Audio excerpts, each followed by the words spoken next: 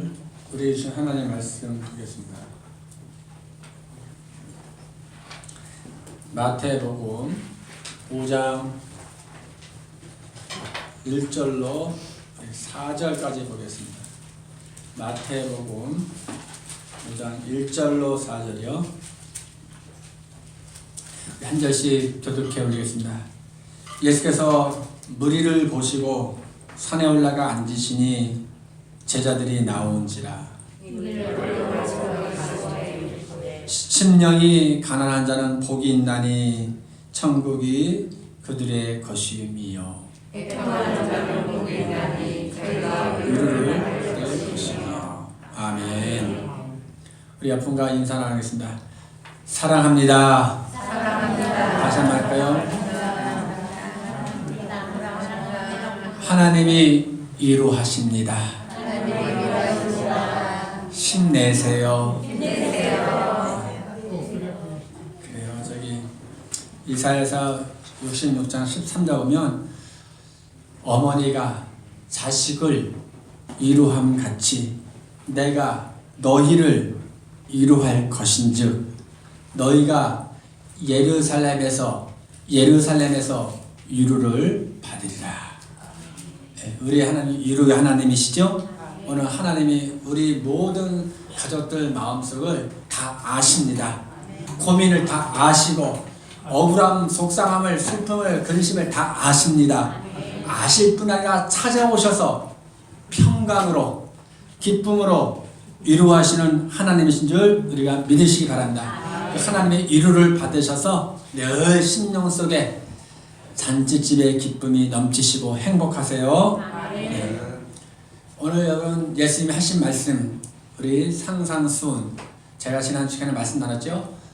가장 중요한 말씀, 가장 본질적인 핵심 말씀이 마태복음 5장, 6장, 7장. 그 중에서 또 가장 요점 중요한 말씀은 마태복음 5장, 6장, 7장 중에서 오늘 팔복입니다. 이 팔복이 한마디로 예수님의 마음이에요. 이 팔복이 예수님의 마음인데 첫 번째 팔복 중에 가장 중요한 것이 심령이 가난한 자입니다. 지난 시간에 우리가 두 번째 시간으로서 심령이 가난한 자는 행복하다 그랬죠. 왜 행복합니까? 심령이 가난한 자는 회개하기 때문에, 회개해서 성령을 받기 때문에, 성령이 충만하기 때문에 행복한 거고요. 또 심령이 가난한 자는 집을 나간 탕자가 다시 아버지 집을 찾아오듯이 하나님을 찾아오게 되어 있습니다. 목마른 사슴 시냇물 찾기에 가글팡같이 심령이 가난한 자는 늘 목이 말라서 하나님을 찾아요. 하나님을 구합니다. 그래서 아모스 5장 4절에 여호와를 찾으라. 그리하면 너희가 살아나리라. 하나님을 찾아서 우리 영과 육이 모두 위로와 회복이 있으시기를 바랍니다. 또 심령이 가난한 자는 왜 행복하다고 했죠? 심령이 가난한 자는 늘 그 마음속에 하나님을 모시기 때문에 행복한 거예요. 다윗이 늘 항상 여호와 하나님을 내 마음속에 모시며 그렇기 때문에 하나님이 내 우편에서 나를 잡고 계시기 때문에 내가 흔들리지, 내 영혼이 흔들리지 요동치지 아니하리로다. 이러므로 내 마음도 즐겁고 내 영도 기쁘고 내 육체도 안전히 거하리라. 주님께서 내 앞에 생명의 길을 보이셨나니 주의 앞에는 기쁨이 충만하고 주님의 우편에는 영원한 즐거움이 있나이다. 그래서 하나님을 모신다는 말씀은 뭐라 그랬죠? 하나님이신 말씀이신 하나님 예수님을 말씀을 내 마음에 두고 사는 거예요. 그래서 시편 119편 11절에는 내가 주께 범죄치 않게 하기 위하여 주의 말씀을 내 마음에 두었나이다. 여러분 주의 말씀을 내 마음에 두었다는 것은 주님 말씀의 지배를 받는 거예요. 주님 말씀의 순종을 이루는 거예요. 그래서 우리가 심령이 가난한 자는 회개하기 때문에 하나님을 찾기 때문에 하나님이신 말씀을 내 마음에 모시고 살기 때문에 우리가 행복하다고 지난 시간 말씀을 나눴습니다. 자, 오늘은 심령이 가난한 자는 바로 이어서 어떻게 하느냐? 심령이 가난한 자는 애통하게 되어 있어요. 그래서 심령이 가난한 자와 이 애통은 따로 분리될 수가 없는 거예요. 심령이 가난한 자는 바로 애통하게 되어 있습니다. 하나님께서 한편 우리를 심령의 가난한 자로 만들어 나가셔요. 실패와 우리 좌절과 우리 환난과 고통을 통해서 자꾸 계속해서 우리를 낮은 자리로, 실패 자리로 만들어 나가시는 거예요. 그래서 하나님을 만나기 전에는 내가 마음이 부자예요. 내가 최고예요. 내가 모든 제 으뜸이고 완전한 자입니다. 그렇기 때문에 이웃을 보게 돼요. 이웃의 약함을, 이웃의 부족함을, 이웃의 허물을 보고 판단하고 정죄하고 비난합니다. 마치 시골에 논두렁 축구하는 이 시골 논두렁 동네 축구 아시죠? 동네에서 축구를 최고 잘하는 친구가 자기가 최고 잘난 걸로 생각하고 있는 거예요. 그래서 야, 너 왜 골을 그렇게 차? 그렇게 차면 안 돼. 바로 차야지. 너 왜 골키퍼를 그렇게 봐? 왜 그것밖에 안 돼? 늘 훈계하고 지적하고 책망해요. 그런데 어느 날 세계 축구의 황제 메시나 호날두가 탁 나타났어요. 그럼 이 친구는 어떻게 됩니까? 이 논두렁 축구의 최고와 자칭 자기가 최고라고 생각했던 이 친구가 호날두나 메시가 딱 앞에 나타났어요. 그래도 축구에 대해서 자랑할 수 있을까요? 자기 자랑할 수 있을까요? 쥐구멍을 찾듯이 그냥 찾아가는 거예요. 바싹 엎드리는 거예요. 그렇습니다. 예수님을 만나고 심령이 가난한 자는 자신의 약함을, 자신을 돌아보면서 자신을 발견하면서 다져지는 거예요. 그래서 누가복음 5장 10절에 베드로가 주님을 만났을 때 주님, 저를 떠나서서 저는 죄인입니다. 고개를 들지 못하고 가슴을 치며 통곡하는 이 세리와 같은 자가 되는 거예요. 이런 자는 바로 어떻습니까? 하나님께 향하게 되어 있어요. 하나님께 울게 되어 있어요. 그래서 바울은요, 우리가 바울 하나님을 만나기 전에 어떤 자였습니까? 이름이 사울이죠. 이름이 사울, 이 큰 자예요. 큰 자, 위대한 자. 그래서 이 사울이 예수님을 만나기 전에는 자칭 나는 최고다, 나는 큰 자다, 나는 위대한 자다, 내가 최고다 하면서 예수님 믿는 자를 잡아다가 죽이고 감옥에 가둡니다. 그러다가 이제 다메섹 도상에서 예수님을 믿는 자를 잡아다가 감옥에 가두기 위해서 다메섹 도상으로 가다가 강한 빛 가운데 예수님을 만나요. 사울아, 사울아, 너는 왜 나를 핍박하느냐? 주여, 네 신하니까 네가 나를 핍박하는, 네가 핍박하는 나는 예수란다. 그러면서 어땠습니까? 그 기고만장했던 그 큰 자였던 사울이 예수님을 만나고 이제 어떻게 합니까? 바싹 엎드립니다. 그리고 이제 하나님의 사도로 쓰임 받습니다. 그리고 갈라디아서 1장 1절에 AD 48년경 이름도 이제 바울로 바뀌어요. 바울은 이름 뜻이 뭡니까? 작은 자다. 작은 자다. 그래서 AD 48년경 갈라디아서 딱 기록할 때 이 사도 바울은 내가 사도가 된 것은 사람의 뜻으로 내 의지로 된 것이 아니다. 오직 그리스도 예수 안에서 하나님께서 나를 사도로 세우셨다. 조금 자기를 자랑하는 거예요. 나는 하나님이 기름 부은 사도다 이렇게 말해요. 그로부터 7년이 지납니다. 7년이 지나서 고린도후서 15장 9절엔 그래요. 고린도후서 15장 9절 볼까요? 나는 사도 중에 지극히 작은 자라. 내가 하나님의 교회를 핍박하였으므로 사도라 칭함을 받기에 감당치 못할 자로다. 갈라디아서 1장 1절은 나는 하나님이 기름 부은 사도다. 이러고 나서 하나님의 사랑을 또 하나님의 은혜를 많이 맛봅니다. 하나님을 좀 더 알아가요. 그러니까 전서 15장 9절에 나는 이제 사도 중에 지극히 작은 사도다. 나는 사도라고 감당하지 못할 자다. 왜냐? 나는 하나님의 교회를 핍박하던 자다. 이렇게 고백합니다. 그 후에 이제 또 세월이 지나서 AD 63년경에 에베소 교회를 보면은 세울 때 에베소서 3장 8절에 이렇게 고백해요. 모든 성도 중에 지극히 작은 자보다 더 작은 나에게 이 은혜를 주신 것은 측량할 수 없는 그리스도의 풍성을 이방인에게 전하게 하시고. 어떻습니까? 이 바울로 이름이 작은 자로 바뀌면서 하나님의 사랑을, 하나님의 은혜를, 하나님의 능력을 자꾸 맛보고 기름 부어 가면서 자신이 점점 작아지는 거예요. 자신이 점점 죄인인 것을 인정하는 거예요. 그리고 어떻게 합니까? 이제 에베소서 3장 8절에서는 나는 이제 성도 중에 나는 지극히 작은 성도다. 아까는 고린도전서 15장 9절에서는 사도라고 말했는데 더 큰 하나님의 은혜를 맛보니까 시간이 지나니까 에베소서 3장 8절에는 나는 성도 중에 지극히 작은 성도다. 이렇게 자기를 낮춥니다. 그리고 이제 순교하기 1년 전에 디모데전서 1장 15절에는 그렇게 고백해요.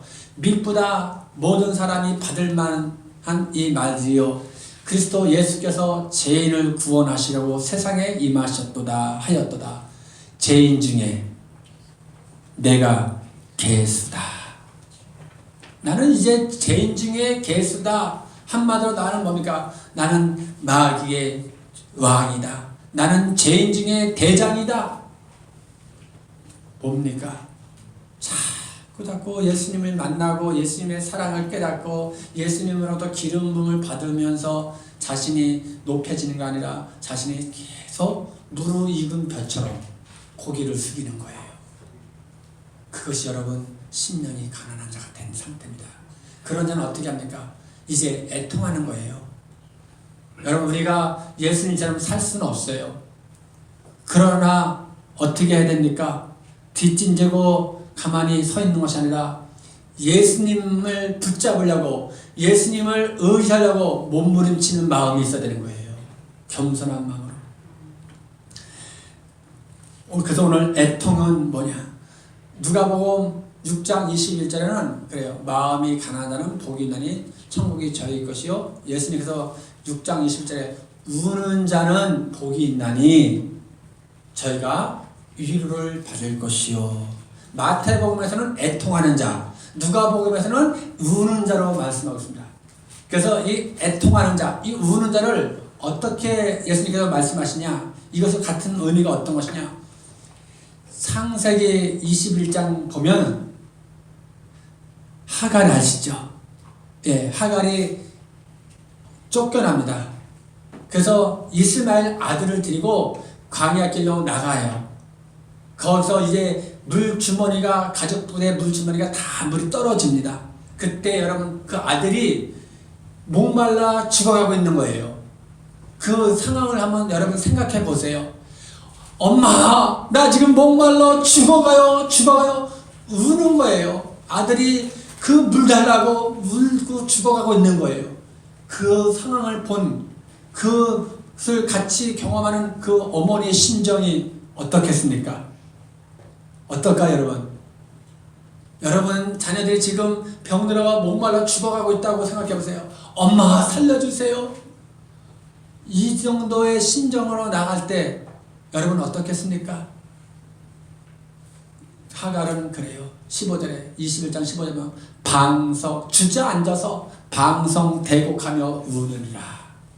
이게 애통함을 뜻하는 겁니다. 이게 애통함이에요. 오늘 여러분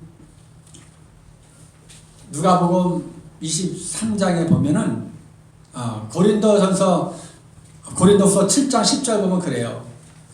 고린도서 7장 10절 하나님의 뜻대로 하는 근심은 후회할 것이 없는 구원에 이르게 하는 회개를 이루는 것이요 세상 근심은 사망을 이루는 것이니라. 제가요 세번역 성경으로 똑같은 말씀인데 읽어드릴게요. 하나님의 뜻에 맞게 마음을 아파하는 것은 후회 회개를 하게 하는 구원을 이루게 하므로 후회할 것이 없습니다. 그러나 세상 일로 마음 아파 우는 것은 죽음에 이르게 합니다. 보십시오. 하나님의 뜻에 맞게 마음 아파 울음으로써 여러분에게 얼마나 많은 변화가 일어납니까?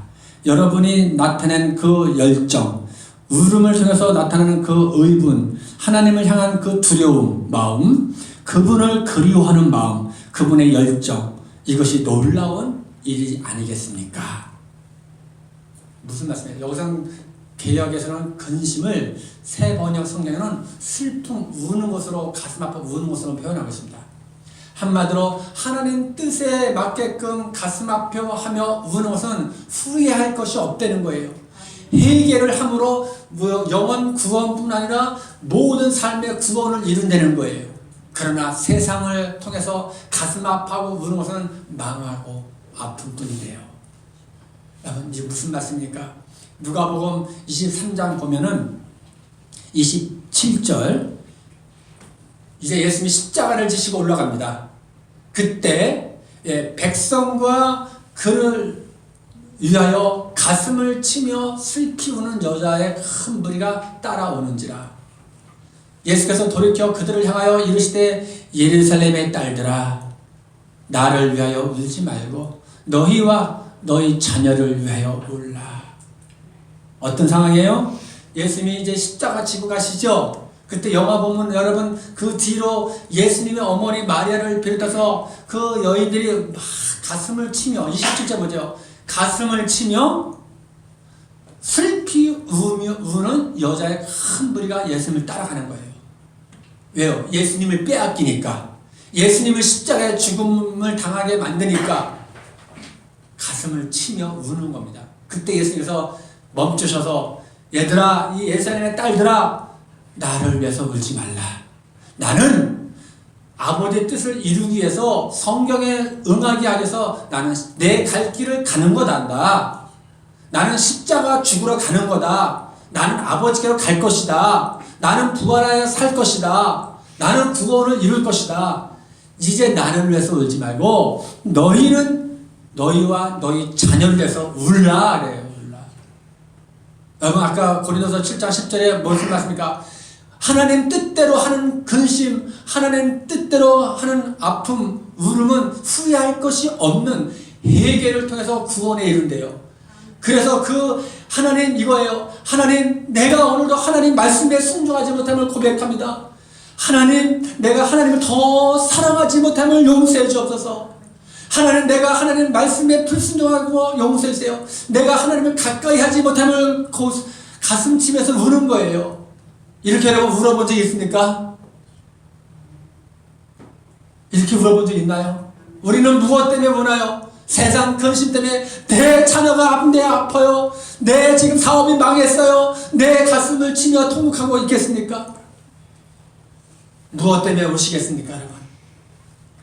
하나님을 마음, 하나님 앞에서 믿음 생활 바로 하지 못한 것을 가슴 치면서 우시려는 거예요. 내 안에 기쁨을 빼앗긴 것을 가슴 치며 우시려는 거예요. 내 안에 예수님을 세상 쾌락 때문에, 세상 즐거움 때문에, 마귀의 종으로 돼서 내 욕심 때문에 세상을 살아가며 거기에 놀아난 것 때문에 가슴 치며 우시려는 거예요. 그 출애굽기 32장이죠.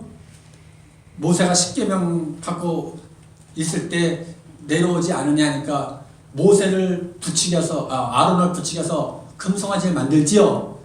그때 모세가 내려와서 돌판을 깨면서 그래요. 너희가 원수의 조롱거리가 되었도다. 누구든지 하나님 편에 선들은 다 내게로 오라. 여러분, 원수의 조롱거리가 됐대요. 우상숭배하는 분들에게.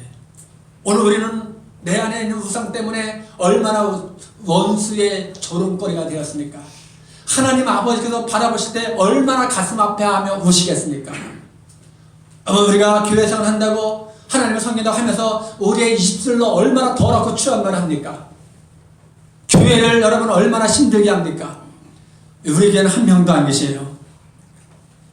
네, 내 입술로 형제 비난하고 정죄하고 헐뜯는 거 다 이것이 교회를 힘들게 하는 거예요. 예수님 마음을 아프게 하는 거예요. 그래서 에베소서 4장 29절에 무릇 더럽고 추한 말은 너희 입 밖에서도 버리라. 오직 덕을 세우는 대로 소용되는 대로 모든 사람들에게 유익을 덕을 끼치라. 우리는 기억하시기 바랍니다. 내가 하나님을 믿는다면서 내 신앙생활이 뒤로 물러가는 것 때문에 가슴 치며 통곡해야 해요. 오늘 누가복음 19장에서는 여러분 예수님이 성을 보시고 우십니다. 가까이 오사 성을 보시고 우셔요. 성을 보고 오셨다는 말씀은 무엇입니까? 예루살렘 성을 보고 오신 거예요. 오늘날 우리가 하나님의 거하시는 하나님의 성령의 전이에요. 오늘 주님은 우리를 보고 우신다는 겁니다, 여러분. 왜 우셔요? 예루살렘이 무너질 것을, 멸망할 것을 보셨기 때문에 무너지신 거예요. 42절 볼까요? 이르시되 너도 오늘 평화에 관한 일을 알았더라면 좋을 뻔하였거니와 지금 네 눈에 숨겨졌도다. 네 눈이 숨겨졌도다. 뭡니까? 눈은 마음이 깨닫지 못하고 마음이 어두워서 하나님의 그 무너진 것을 바라보지 못한다는 거예요. 더 나아가서 우리에게 적용시킬까요? 우리가 지금 멸망되고 내 믿음이 약해지고 내 믿음이 지금 뒤로 퇴보되고 내가 하나님과 멀어진 것을 내 마음에서 깨닫지 못하고 죄악의 길로 내 마음대로 거만해서 내 멋대로 나간다는 거예요.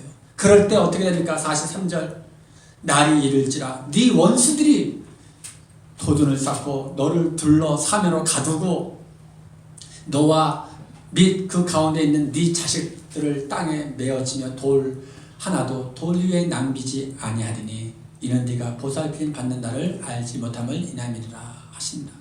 그래서 바로 45절에 예수는 성전에 들어가서 장사하는 사람들의 그 장사상을 엎으시고 내어 쫓으시는 거예요. 여러분 우리 안에 주님이 들어오십니다. 우리가 하나님의 거하는 성전입니다. 하나님 오늘 성전이 우리를 보실 때 기뻐하고 감사하고 하나님이 뿌듯하고 행복해 하셔야 돼요. 그런데 정말 내 자신이 하나님 앞에서 보실 때 어떻게 보실까? 누구예요? 그 주기철 목사님 저 양지 거기 순교자 기념관에 가면 그 오른쪽 돌비에 이렇게 써 있죠. 내가 이 땅에서 이렇게 즐겁게 살다가 주님 앞에 섰을 때 무슨 낯으로 주님을 배우리까? 너는 내 영광에 지난 내 영광의 고난의 잔을 어찌하고 왔느냐고 물으시면 내가 무슨 낯으로 주님을 대하리까? 갑자기 딱 생각나네요. 저도 마찬가지입니다. 오늘 저를 보실 때 주님이 얼마나 기뻐하실까? 데살로니가전서 5장 그때 보면은 바울은 그러죠.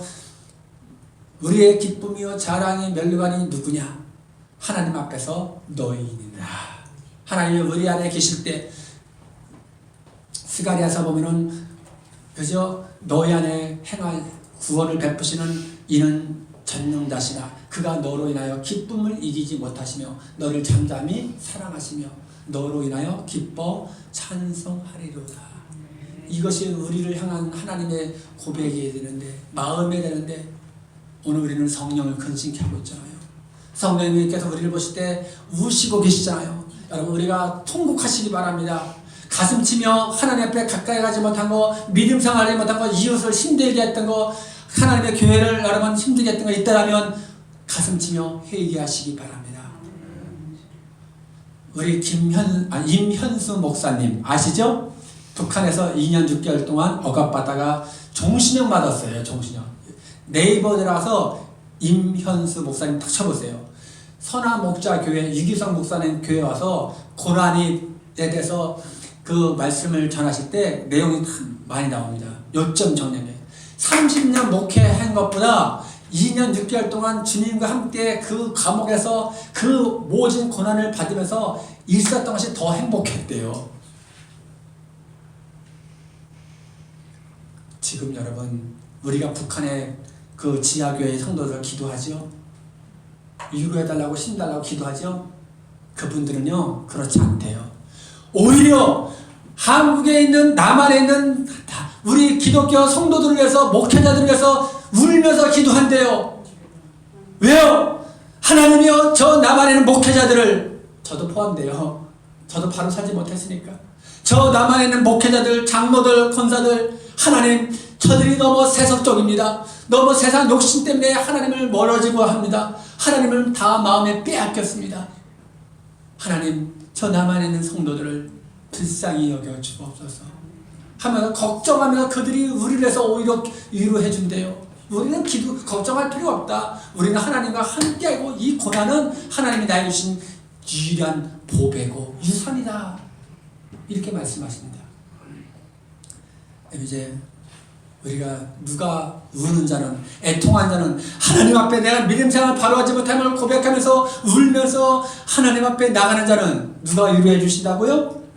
하나님이 위로해 주시는 거예요. 제가 위로한 대로 얼마나 위로가 되겠습니까?